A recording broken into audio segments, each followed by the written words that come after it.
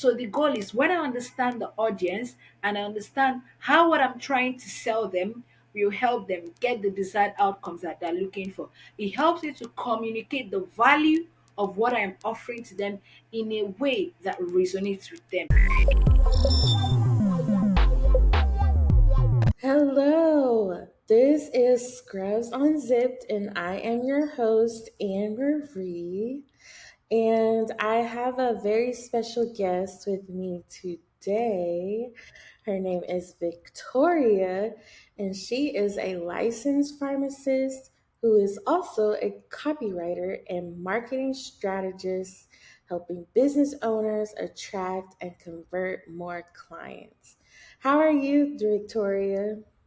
I'm all right, thank you. And how are you? I'm good. It's like we have like a little bit of time difference. Like you said, it's 4 o'clock where you are, and it's like 11 a.m. where I am. So where are you located? Yeah, I work with my clients from all over the world from Nigeria. Oh, wow. That is awesome. What part of Nigeria? The southeastern part of Nigeria. Oh, okay. So I actually visited Nigeria. I helped with open heart surgeries over there, and it was the Anambra state where we went. Wow. Did you say which state? I think if you pronounce it Anambra, Is it Anambra? is it Anambra? Yeah. That is exactly where I am. Wow. Really?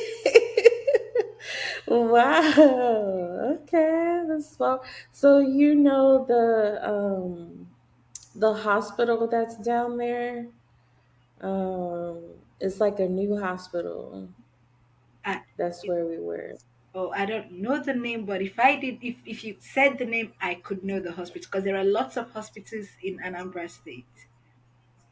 Oh, okay. Yeah, I'll let you know what hospital it was. I didn't know you were in that location. That's I awesome. am. So, so tell me about your licensed pharmacist. So, what made you want to go into pharmacy? Well, I would say like when I was looking to go to the university, I had always wanted to study something that was related to healthcare. At some time, I was wondering if I should study medicine and surgery, if I should study pharmacy. I ended up applying to an international school and getting admission to study pharmacy. And I thought about it and I decided to accept it. And so far, it has been good. So, how long ago did you start? Did you like graduate from pharmacy school? Okay, so I got my PharmD degree January 2021. So it's about January 2020. It's about 4 years now. Oh, wow, that's a long time. So, do you do the pharmacist work and also copywriting work at the same time?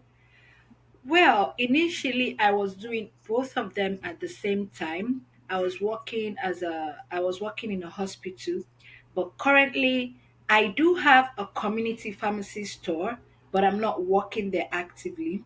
Instead, I have other people who work for me there while I solely focus on my copywriting and marketing strategy business.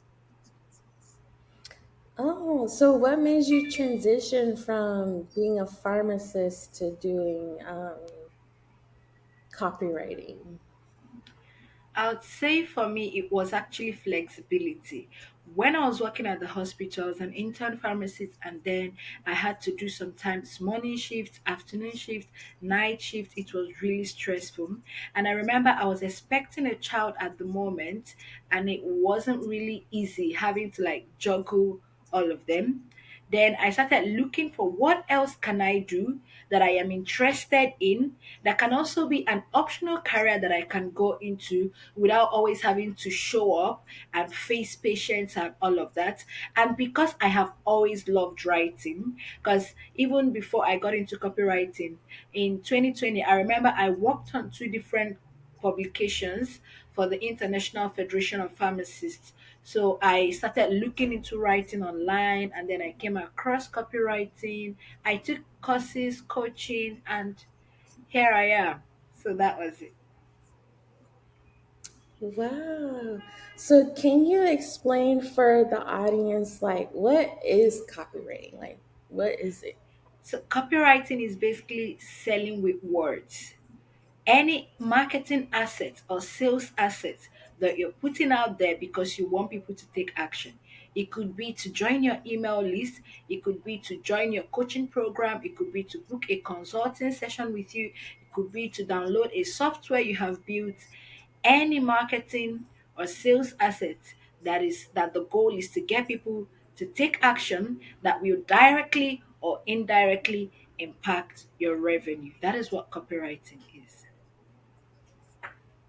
Awesome. Yeah, so copywriting can be very important and it helps people take action with words because sometimes you're trying to sell something but you don't say it right, so you kind of like turn the person off and you're not catering to the message that will get people to take action. So, how do you do that? How do you speak the customer's language so that they're more willing to buy from your clients? So with every new copywriting project that I get, what I do is I do research. I want to know what do they really want, what are their pain points. If a client is trying to maybe market a service or a product, I want to research the audience that the client is trying to speak to. I want to know what their problems are, what their pain points are, what their desired outcomes are. What do they really want? How would it make their lives better? How would it make them feel? What is stopping them from getting what they want? Then I would also study the product or the service. What makes it a good choice for them?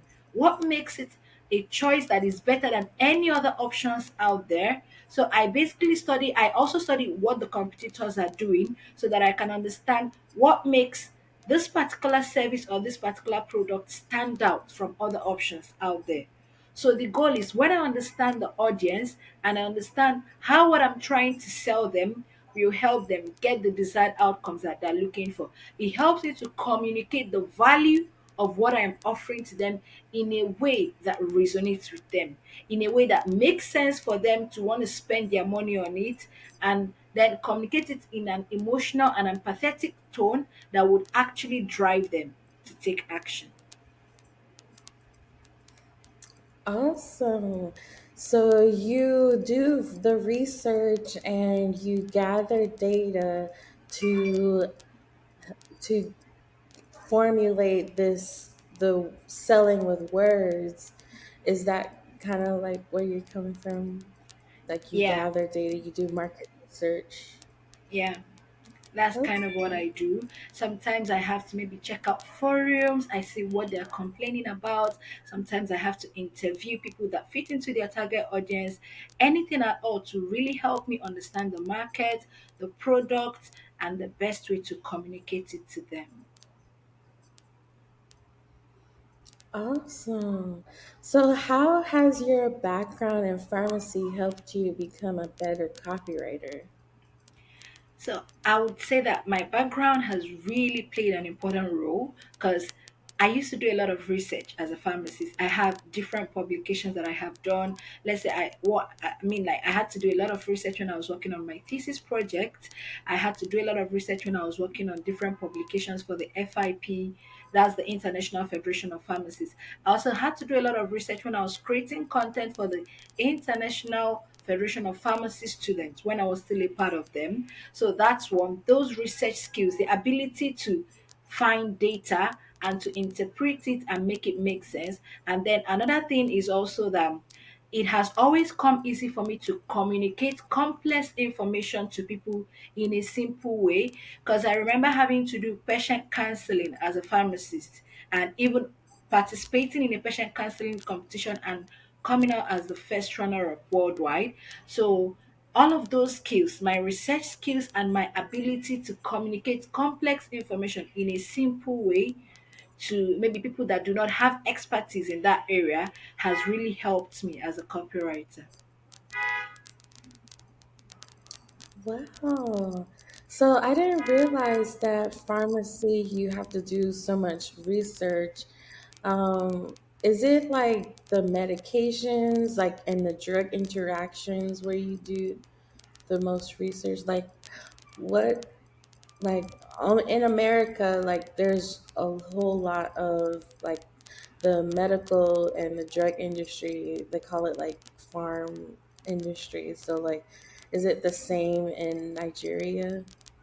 Yes, and it depends on where you're working. Like just like different medical fields, there are community pharmacies, there are hospital pharmacies, there are industrial pharmacy. So it depends on where you're working. There are research and regulatory pharmacies. So it depends on what role you have. So when I did the most research was actually when I was working remotely with the International Federation of Pharmacists. So I had the supervisor and I was helping to create two kits for pharmacists. One was a toolkit on nutrition, another one was a toolkit on medicines reconciliation, something in that line. So it really depends on what role you have, and some roles require a lot of research. I have also done some other research on medicinal plants and like how they compare and contrast to conventional therapy. So it depends. Oh, okay.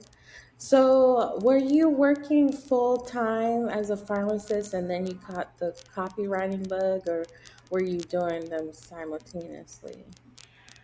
Well, I was working full time at the time that I caught the copywriting bug. And then I was, like I would have my day job, my 9 to 5, or maybe when I have shifts. And in the little free time that I had, I was consuming courses and all of that. And then I started getting clients even while I was still working full time. And in my free time, I could have like maybe 2 to 3 hours per day that I dedicate to working on the client projects that I did get. So yes, and then gradually I then transitioned and didn't take any other pharmacy job and decided to go full time into copywriting. Wow. So, you are a self study copywriter. Yes, self study, and also I got courses. I also took coaching. I even at some point I joined masterminds, memberships. So I was also learning from those that have gotten really amazing results as copywriters. Wow. So, you had to balance at one point your career in pharmacy and also your copywriting business. How did you balance that? Sorry, you said how I balance when I was working as a pharmacist and then when I was working as a copywriter. Is that what you asked? Yes. Well, it wasn't the easiest thing for me to do because I remember not having enough time. But then I only told myself, even if I can get 30 minutes to 2 hours a day to work on getting better as a copywriter. And then from there, when I did get clients projects, I would just create time for it. What I did is I tried not to take on too many projects at the time so that I wouldn't stretch myself too thin. So I really think it's about time management. So it those times that maybe I could have spent scrolling on the internet or maybe watching movies, since I had a job at the time, most of that time had to go into me being a better copywriter and also working on my clients' projects. Wow. And I also see in your bio that you're married and you have two kids. So so you time managed, and you also, you're also a wife and a mother. How did you balance that aspect with like family time and working and being a side hustler? So initially, one of my biggest challenge with doing that was actually, like that bit, feeling of overwhelmed, feeling overwhelmed and then sometimes feeling burnt out and all of that. So one of the things that I did, I had to outsource some of the things that were not in my zone of genius. Some it had me even having to hire a domestic staff or having to hire a nanny, as the case may be. So that is one of the ways that has really helped me manage it. So when I have help, when I have staff helping me out in some of the things that I don't necessarily have to do myself, it gave me more time to focus on getting clients and actually fulfilling what they want from me and then completing the project. Oh, okay. So you had domestic staff and you also had a nanny. So that really makes sense to hire people who, like you said, in your who are not part of your zone of genius. Can you explain more about like your zone of genius? Okay, so what I mean by not being part of my zone of genius is that aside from hiring domestic staff or maybe needing to hire a nanny to help out with some chores or help out with taking care of my kids, there are some times that maybe I get a project from a client that requires me writing copy and then creating a wireframe. It could be maybe a high density wireframe on Figma. And then while I know the basics of design, it is not my favorite thing to do. And instead of me having to waste so much time doing the design, I write the copy, and if it is not against my agreement to the client, then I would get a UI UX designer to help me out with the Figma wireframe. So that way, instead of wasting hours, time, and energy working on something that is not clearly my strongest point, I focus on what's my strongest point and then I pay someone else to work on that one.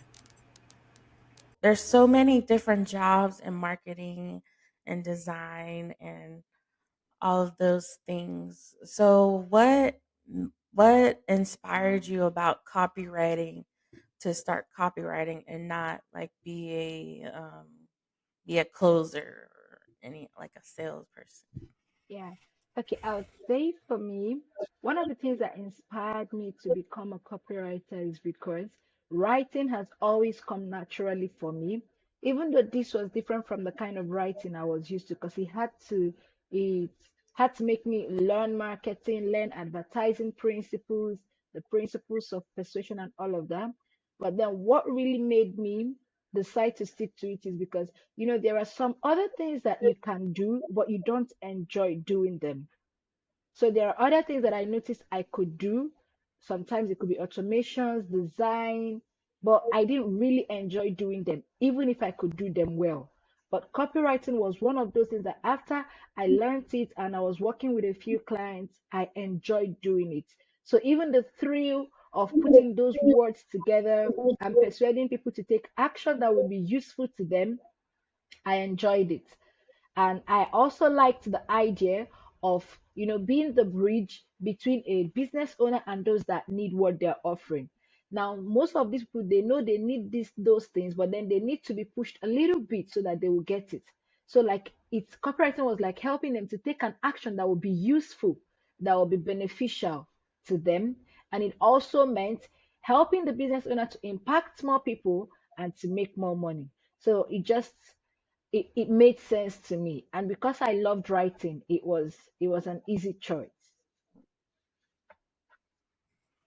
Wow, that is so awesome. I also love writing as well, and it's just so like there's like a freedom to put what's inside of you and write it on paper. Like I just published a book, and I was just like so excited.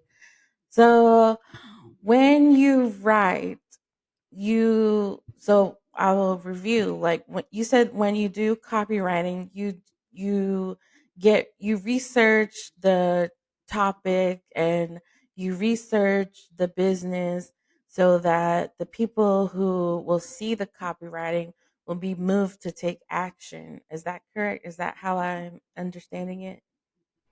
Yes, yes. If maybe if I'm writing about a service, about a program, Whatever the case may be, the goal is to write so that the people will be convinced to buy or to test it, depending on what the goals of my clients are. So, what in what cases can you use copywriting as an employee where you're not it's not a side hustle, but you want to use it in your business? Because I have other healthcare workers who they may want to they may want to start a side hustle in copywriting, or they may want to keep their main job and use copywriting in their job. So how can they use that skill? Hmm. If I understand your question, I would say, as an employee, copywriting is basically about the principles of persuasion, getting people to take action. So if you're able to maybe learn how to get people to do what you want them to do as long as it is ethical, you can even use copywriting to negotiate a raise. You can use copywriting to negotiate a promotion. You can, if you're able to know how to use words in a way that communicates what your ideals are in a way that is mutually beneficial to both you and the person that you're communicating with, that's a great way to use it. And then also, if you're an employee that maybe you're building your own business by the side and you're trying to get more clients or maybe get more customers, you can also use copywriting skills to put yourself out there to sell what you have, or maybe you're growing an email list, whatever the case may be. Copywriting is basically how you can use words to persuade people to take action. That is so awesome. And I want to touch on how you said you can negotiate a raise. Like, can you give an example of what someone could say if they were a pharmacist and they've been working there for about 5 years, and they've been managing people, but they're not getting paid to manage people. So can you do, like, I know it's like off the top of your head, but just an example. Okay, so on a random note, I would say in the email that they are going to write, they are going to talk about their expertise and their experience. It helps to establish their authority and their credibility so that it gives whoever they are communicating with why you, why should we choose you, what is so special about you. Then they can also go on to tell them how giving them that raise or maybe giving how what the and the person the pharmacist can also tell the employer why the company should give them that raise or that promotion and how it will make the company better. It could be, if you give me this raise and I am happier, it will improve my productivity and then consequently improve the outcome for the company.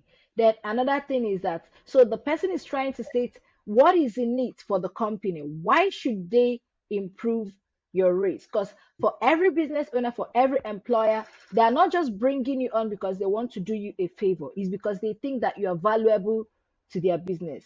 So you have to be able to communicate the value you bring and then make a case for it by explaining what makes you credible, why they should choose you, and then, of course, telling them how maybe on the long run, directly or indirectly, it would be useful to their business. All right, that is awesome. And so you work in Nigeria and you have a very good English. You speak English very well, and I know that you know other languages. So how do you copyright in different languages? Well, I do copywriting solely in English language because here in Nigeria, why there are so many languages in Nigeria, English is our official language. There are so many Nigerians that they can speak English very well, but they can't even speak the other local languages in Nigeria. We are taught in English from our preschool to our kindergarten to our elementary school to our high school to our universities. Then for some Nigerians, English is even their first language because maybe it's either maybe their parents didn't speak the local languages to them. It depends. So personally, I speak a Nigerian local language called Igbo, and because I've been to a few countries, I can also speak basic Turkish and basic German, and then basic Kinyarwanda. It's a language in Rwanda. So, but then I write in English. All my writing is always in English. So I mostly work with clients from English speaking countries like the USA, the UK, Australia, Canada, Singapore, and then a few other countries, Slovenia, as long as they want me to write the copy in English language. So what matters is, am I writing it in British English or American English? But then in Nigeria, we are taught and brought up in British English. Oh, British English. Wow. So when you are working for these different countries, I know sometimes people their dialect a little bit different. Even if it is English, there's different dialects and different like people say things differently in United States than they do in Britain. So how do you break down that barrier and have the ultimate success for your client no matter what country they come from? Okay, so because most of my clients are from the US, for instance. So when I started out my copywriting, I was taking courses from coaches, even now, that are in the US. I subscribe to a bunch of email lists from copywriters, marketers, and business owners in the US. So gradually, I was learning their slangs, I was learning their way of speaking. I was, it bec- I mean, like, there was a time that I told myself that I was thinking like in American English, just because I would see myself using the expressions that they are using, just because I've absorbed the way they speak so much. So, why I may not speak it exactly like a native, I am very close just because I have surrounded myself in masterminds, in coaching programs, and in resources by people from that region. And then, of course, there is also the place of research as well.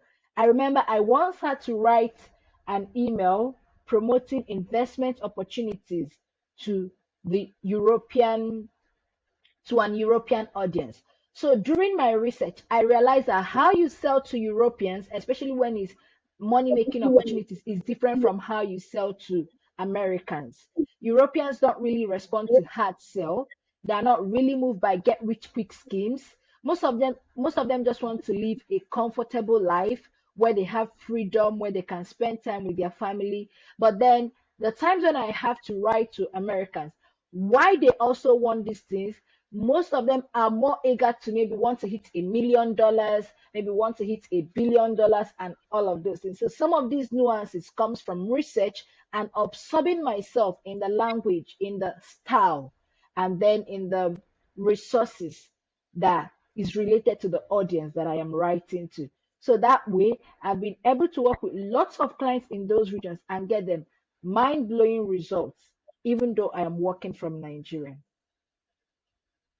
Wow, that is amazing. I applaud you for doing the research, and I can tell that you're very thorough. And so I want to ask, what drives you to do this business and to do copywriting? Like, where do you get your fuel to be an excellent copywriter? One, I would say that naturally, even as a pharmacist, I've always had an unrelenting drive to be excellent in anything that I do. That's why even as a pharmacist, I participated in competitions and I came out among the top. I would always put my very best foot forward to anything that I do. So for me, one is, why did I become a copywriter in the first place?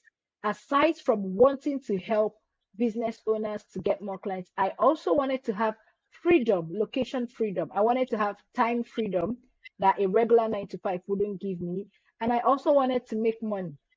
It started by wanting to make money on the side, but then when I saw the potential with copywriting, I had to go all in. And I can tell you, I haven't regretted it.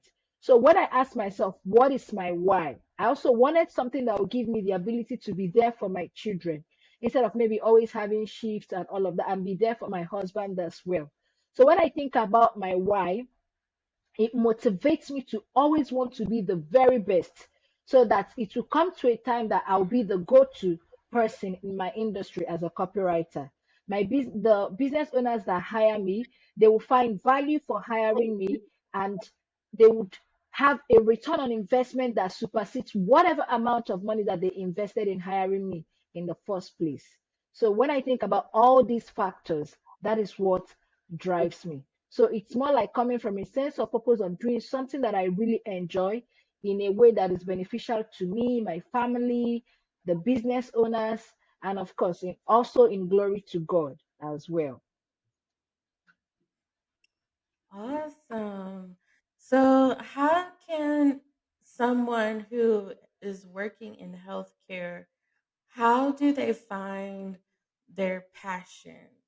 Like, you don't really have to make like, is it like, do you have to make money from your passion, or is there, how do you find like what you want to do besides being a healthcare worker? I would say when it comes to finding your passion, it's not always a must that you must make money from your passion. I think if you already have something that is creating income for you that you're satisfied with, that is giving you the kind of life that you want, then ask yourself, this is one of the questions that I ask myself. What would you do if you would never fail?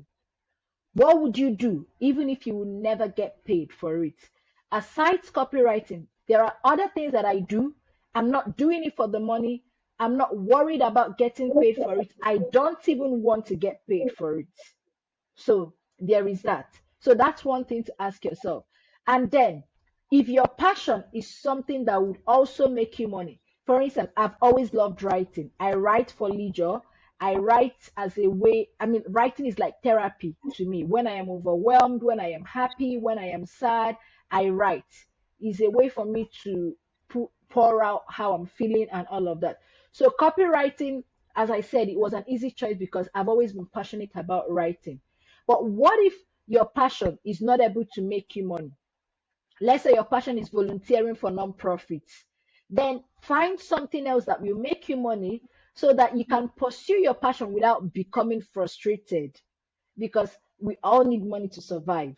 Or you can do something that gives you money, and then when you have enough to get by, you can now make a pivot to your passion. So I'll just say, what would you do if you would never fail? What is it that maybe when you're doing it, you're not worried about maybe Mondays? The thought of it doesn't leave you in dread. When you really look inwards, you assess your skills, you assess your experience, you assess the interests that you have, like the things that gets you excited. You can actually identify some of the things that give you joy. And in that intersection lies something that you're passionate about. So now the decision would be, should I do this solely? Yes, if it will also make you money. But if it won't make you money, you can be doing something that makes you money on the side and then use your free time for your passion. Wow. Yeah, because I have, my passion is this podcast and interviewing other people and other healthcare workers about their side passions. So, like, I like building relationships with healthcare workers because, as a respiratory therapist, like, I hear these stories when we're when I am on a 12-hour shift, and I just hear about all these things that healthcare workers have that you wouldn't even notice because we're so like busy going from day to day and giving people their medication and taking care of sick people. So I started this podcast so that I can get like a little peek inside the other side of healthcare workers and what it means to be human, basically. Wow. I love that. And I really think that's interesting. I love to listen to podcasts as well. So I think it is something really beautiful. Thank you. So, is there anything else you want to leave with the audience? Um, uh, what what industries do you work with for copywriting if someone wanted to hire you? Okay, so I actually work with different industries. I've worked with healthcare companies that are certifying doctors and physicians. I've worked with startups. I've worked with software companies. I've worked with high ticket coaches and consultants. I generally work with experts and entrepreneurs that are looking to put out their message out there. It could be in form of a course, it could be in form of a coaching program, it could even be a product that they want to put out, but they don't have the time, the energy, the expertise, or the team member to help them to do that. I work with them. Okay. And I just thought about this question. What do you think about using AI for copywriting? Oh, Artificial yes, I intelligence. think AI is really good for doing research and maybe having some parts of your first draft. When AI became started becoming widespread a couple of years ago, I was one of those copywriters that was living in denial. But then when I decided to drop my bias and then explore AI more and see the potential, I even joined some premium AI training. And I mean, like what I discovered was really awesome. I saw that AI had great potential. Of course, AI works best in the hands of a great copywriter because it helps you to know when AI is giving you something good or something that is not good.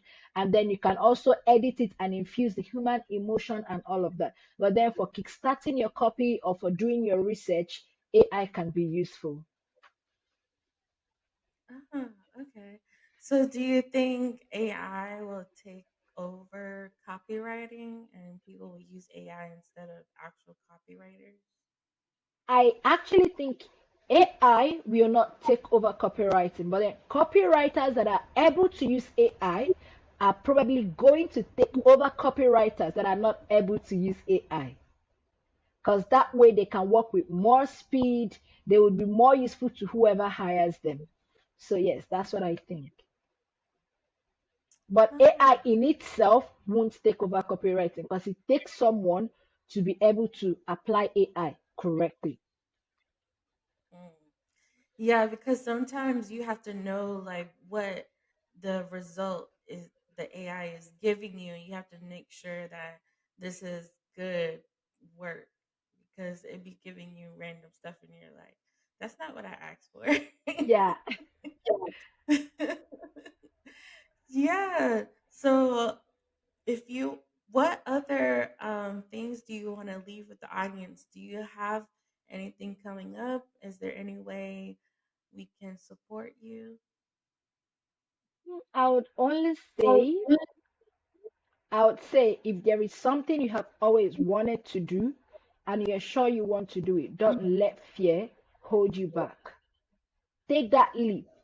Summon the courage to do what you have always wanted to do, but have an exit plan. It doesn't mean you should jump into it without planning for it, but fear shouldn't be the reason you're not doing it. Don't wait until you're old before you start living life. And how you can support me, refer people to hire me for my copywriting services, follow me on my social media platforms and just engage with my posts. And if you know anyone that do need my services, send them my way. Thank you. Awesome.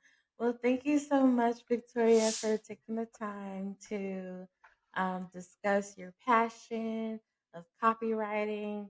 And I'm so glad to have you in the hall of interviewees. Thank you so much.